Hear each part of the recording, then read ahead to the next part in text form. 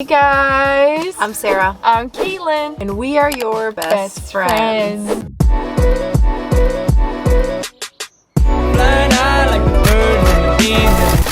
It's kind of a serious one. It is if you have toxic friends, but you've known them for a long time, you have a lot of memories with them, maybe just in recent years, you've either realized that they've become toxic or they've slowly just gotten to a point where it's an unhealthy friendship. So you're in a weird space because you don't know what to do because you have so many memories with these people, yet at the same time, that friendship is not healthy for your life anymore. If you're in that weird spot, this video is for you. First, we're going to talk about our experiences with toxic friendships in our own lives. Number two, we are going to talk about what we would say to you right now who is struggling with toxic friendships. And the last is we're going to give you 4 practical tips and tools as to how to deal with toxic or unhealthy friendships. Yep. It's super important for us to define what toxic friends even are, right? Because then we're not even on the same page as we offer solutions. We're going to be talking about 2 different kinds of toxic friends that there are. They're the very toxic friends who are the ones who have a problem with gossiping. They hear your deep secrets, everything, and they tend to spill them. They say bad things about you to your face, behind your face. They kind of only think about themselves, whatever, you name it. It's a traditional toxic friends. And then we have the other toxic friend where it's not just that they're a toxic friend, but the relationship has gotten toxic. So it's kind of like there's a lack of communication. There's a little bit of resentment that's built up, leading to bitterness and all those things. So we're going to be talking about with regards to those 2 kinds of friends. There's kind of the toxic friend where, you know, the friendship does need to end, but there is, you know, an unhealthy relationship where there's still hope. So don't just throw out everything right now. It's going to be on you as you're watching this video to try to discern which type of relationship this is. Yeah.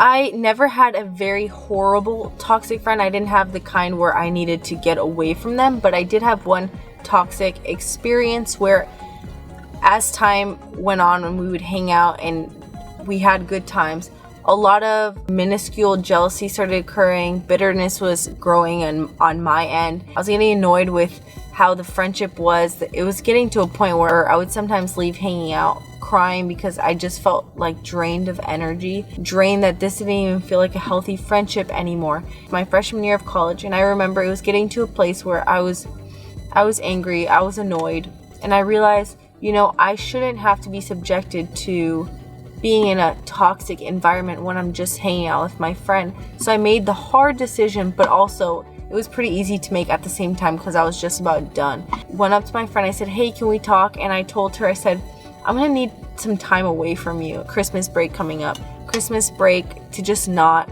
talk, to not hang out. I really need some space. And of course, thankfully, because that person is a mature person, she didn't like fight me or anything. She understood, we talked a little, and that was that. We really didn't talk for about 2 months. And I bring up this story because I was in a toxic setting. It was getting very hard to be around this person. We've shared so many memories. We've shared many cool stories and ups and downs and such. But in this moment, in this period of our lives when we went to college together, it was getting too much. And I knew that in recognizing how I felt every time after we hung out and recognizing myself becoming annoyed with her, angry with her, this wasn't healthy anymore. And so I made that mature decision to communicate it. Us people sometimes get kindness confused with also knowing what we deserve. And so in that moment, I just made a quick decision. I said, I'm not going to trick myself into being kind, aka settling and having a bunch of bitterness build. I'm actually going to be upfront and do what's best for me, and also trust that it'll be best for us in the long term. We're very strong friends now. We've always been strong friends, and that only made us stronger. So I'm grateful for that toxic setting that taught us a lot and built our friendship to be stronger. I'd say from high school, the type of toxic friend that I've had has occurred once or twice throughout my life. And this type of toxic friend wasn't the most outwardly toxic. Didn't really talk behind my back that I knew of. Didn't really like openly say rude things to me or openly just like those hard red flags. But for me, what happened, and I say them because this happened to me once or twice, but I'll just talk like I'm talking about one person now. But this person was very passive aggressive, very unfortunately insecure. So I realized at a certain point that every time I would try to do something good for myself or better myself or do good, let's say I get a cute picture of me for Instagram, this friend would, instead of being like, oh, that picture's so cute, blah, blah, blah, this friend would say something like, why does your foot look like that? Oh my gosh, that looks so weird. And it's like, okay, that's fine in one scenario. But then slowly over time, I realized every time there was a little bit, something good going on, that friend always just had to bring me down, just bring me down a notch so that I could be on their level. They were very negative. There's a quote, misery loves company. It's a very famous quote, but hey, I really learned it firsthand dealing with those types of friendships. I didn't realize at the time that it was toxic, but slowly over time, I started to feel something keeping me down from wanting to talk about the little achievements or little things that I did in my life. And it took me a long time to realize that it was actually that unhealthy friendship that was holding me back in a lot of ways. Toxicness, it doesn't always look so obvious. Or dramatic. It was never dramatic. For me, it was just these little insecurities inside of the friend that were getting projected onto me all the time, which was in turn really, really dragging me down.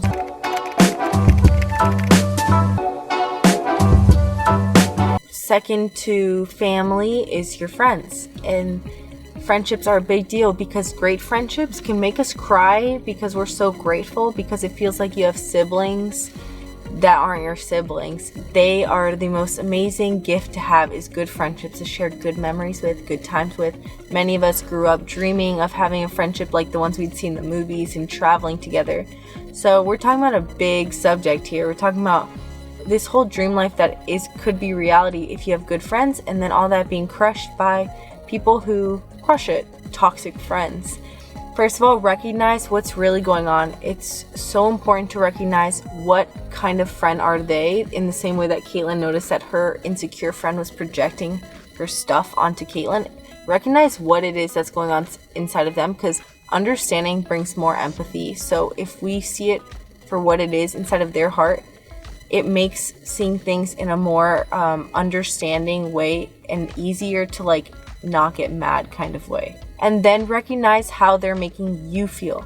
Because if you're finding that you are getting drained, if you are being hurt, if you feel like your success is being suppressed because you know that you mentioning success to them will just make them feel lower, recognize these things, because in recognizing it, you can see, I need space, or this needs a break, or I need to communicate something. If you are dealing with toxic friends right now, and your toxic friends are in the category where you think that you might have to let go of them, you don't want to burn bridges. Even if things could blow up into a drama, or you could spit everything out that they've ever done wrong to you and get really mad and then storm out and just leave. Even if it's a really unhealthy friendship, it's just not a good way to end something.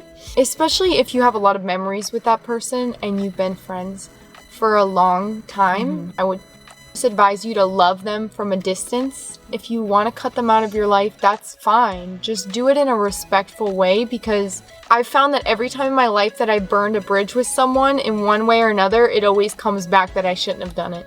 End on good terms if you can. Obviously, if the person's immature, they might try to make you feel guilty and start a fight, but do the best you can to be respectful and on good terms. We get to choose our response to everything in life, and so there is no need to be the girl who burns bridges by cutting everything off, because what you're really saying if you do those kinds of things is they have control over your life. So let's not have these toxic friends in control of our emotions, in control of how we respond to them. Who knows what them finally getting a big slap of reality could do to them.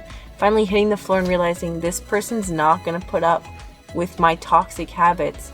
You don't know, that could change their life as well. It's true. That's if you're in a place to care that much about them. But if they've hurt you, I get it. When love comes in, have what I like to call an anchor in the middle of these situations. A person, whether it be a mom or a dad, a family member, or another close friend that you can trust. Because when going through situations like the one you're going through, it is hard because it's really hard. When you are experiencing a friend who's maybe not treating you right, it is draining you. It's very emotional. It's very hard. Sometimes toxic friends even like are low-key bullies because they just keep putting their stuff on you. They're pursuing your friendship even if you just need a break.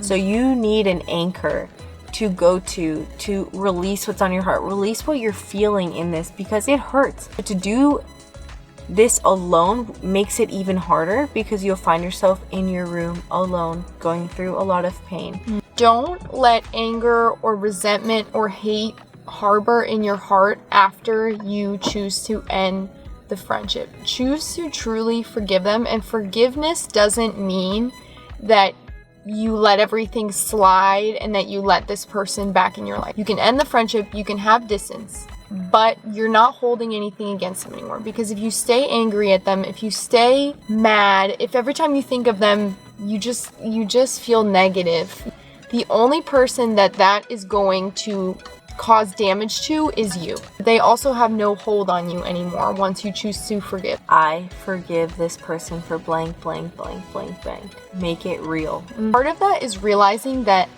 they aren't bad people. They're just people who have deep-rooted insecurities that they haven't dealt with, or they have just picked up really unhealthy communication styles from growing up or from other friends. They were a baby once. They were a big Let that diaper-wearing heal you. baby.